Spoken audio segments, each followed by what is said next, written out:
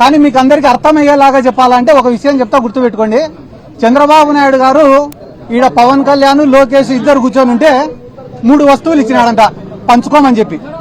ఒక దుప్పటి ఇచ్చినాడంట, ఒక చెట్టు ఇచ్చినాడంట, 3వది ఒక ఆవుని ఇచ్చినాడంట. మీరిద్దరు పంచుకోండి రా ఆస్తులు అని చెప్పినాడంట.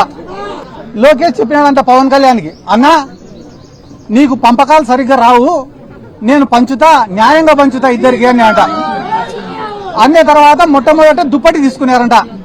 దుప్పటి తీసుకుంటే నారా లోకేష్ ఏం చెప్పాడంట, అన్న న్యాయంగా పంచుకుందామన్న ఈ దుప్పటి, దీన్ని పొద్దునంతా నువ్వు వాడుకో, రాత్రి అయితే నేను వాడుకుంటా అని అంట. ఆ న్యాయంగా పంచినావు తమ్ముడు అని చెప్పి దుప్పటి తీసుకున్నాడు పవన్ కళ్యాణ్. తీసుకున్న తర్వాత పొద్దున ఎండకు దాన్ని కప్పుకోలేకున్నాడంట, వేడి అయిపోతేనే సాయంత్రం అయితేనే లోకేష్కి ఇచ్చినాడు. పాపం లోకేష్ తెలివైనాడు కదా, చలికి బాగా కప్పుకొని పండుకున్నాడు. అంటే దుప్పటి లోకేష్కి ఉపయోగపడింది, చంద్రబాబుకు ఉపయోగపడలే. అయిపోయిన తర్వాత పవన్ కళ్యాణ్కి ఉపయోగపడలే. అయిపోయిన తర్వాత ఇద్దరు చెట్టుకాడికి వినారు. చెట్టుకాడికి పోతే మళ్ళా లోకేష్ వచ్చి, అన్న ఇది కూడా న్యాయంగా పంచుతానా, నేను అధర్మం పాటించాను అని చెప్పి, చెట్టు పై భాగం అంతా నేను తీసుకుంటా, కింది భాగం అంతా నువ్వు తీసుకొని నాన్న అంట. అంటే చెట్టుకు నీళ్లు పోసేదంతా పవన్ కళ్యాణ్, వచ్చిన పండ్లు తినేదంతా లోకేష్. అయిపోయిన తర్వాత మళ్ళా 3వ ఆవుకాడికి వినారట. పోయి, అన్న ఇది కూడా నేను న్యాయంగా పంచుతానా, ఆవుకు ముందు భాగం అంతా నువ్వు తీసుకో, వెనక భాగం అంతా నేను తీసుకుంటా అని అంట.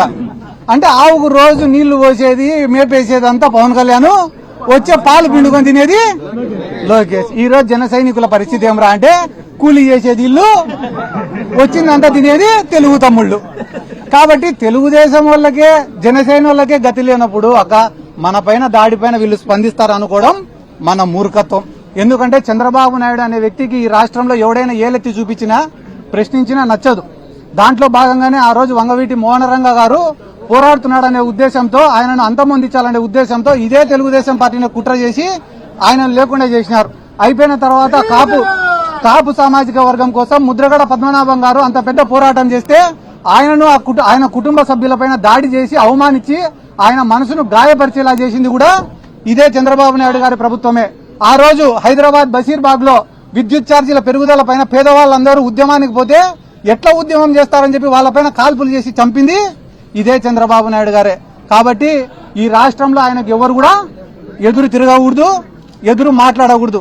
ఎవరైనా ఎదురు మాట్లాడితే ఎంత పెద్దవాళ్ళైనా లేదా పూర్తి మైనర్లైనా ఎవరిని కూడా వాళ్ళు ఇడిచిపెట్టారు, వాళ్ళపైన కక్ష సాధింపు చర్యలు చేస్తారు. అందరు జైలుకి పోయినారన్నా ఏం బాధ లేదు, మేము తిరిగి వస్తాం, పోరాడతాం, జగన్ సార్ని ముఖ్యమంత్రిని చేసుకుంటాం. కానీ వాళ్ళని క్షమించింది ఎవరో తెలుసా? ఆ భగవంతుడు, ఆ వెంకటేశ్వర స్వామి వాళ్ళని క్షమించాడని చెప్పి ఈ సందర్భంగా నేను తెలియజేసుకుంటూ, ఇంకా వాళ్ళు చేసిన పాపాల గురించి చెప్తే గానీ ఆడ సింహాచలం దేవస్థానం కాడి నుంచి, ఆడ కాశీబుగ్గ కాడి నుంచి, తిరుమలలో జరిగిన తొక్కిసలాట కాడి నుంచి, నిన్న శ్రీశైలంలో జరిగిన లాఠీ చార్జ్ వరకు వాళ్ళ గురించి చెప్తే గానీ రాష్ట్ర ప్రజలే ఎంటబడి తంతారని చెప్పి ఈ సందర్భంగా నేను తెలియజేసుకుంటూ, ఇక్కడున్న లోకల్ ఎమ్మెల్యే గారు కూడా మా అక్కకు రాజకీయం కొత్త అయినా కూడా చాలా స్పష్టంగా, నిదానంగా, క్లారిటీగా, ఎటువంటి భయం లేకుండా, వణుకు లేకుండా, తొణుకు లేకుండా, బెనుకు లేకుండా మాట్లాడిందంటే దానికి కారణం వాళ్ళలో తప్పు లేదు, నిజాయితీ ఉంది కాబట్టి. అవతల పక్కనే ఆమెను నేను ఇప్పటి వరకు వారం రోజులు చూడబట్టి టెన్షన్ తప్ప ఏం లేదు. అంటే అతి త్వరలో నాకెందుకో అంబటి రాంబాబు అన్న దగ్గరకు వస్తారు 3 ఏళ్ళు అయిపోతేనే. మాదేం తప్పు లేదు, ఏదో చంద్రబాబు నాయుడు చెప్తే చేసినామనో, లోకేష్ చెప్తే చేసినాడు అని. ఆ రోజు మీ ఇష్టం, క్షమిస్తారో లేదో అది కూడా మీకు ఇష్టం అని చెప్పి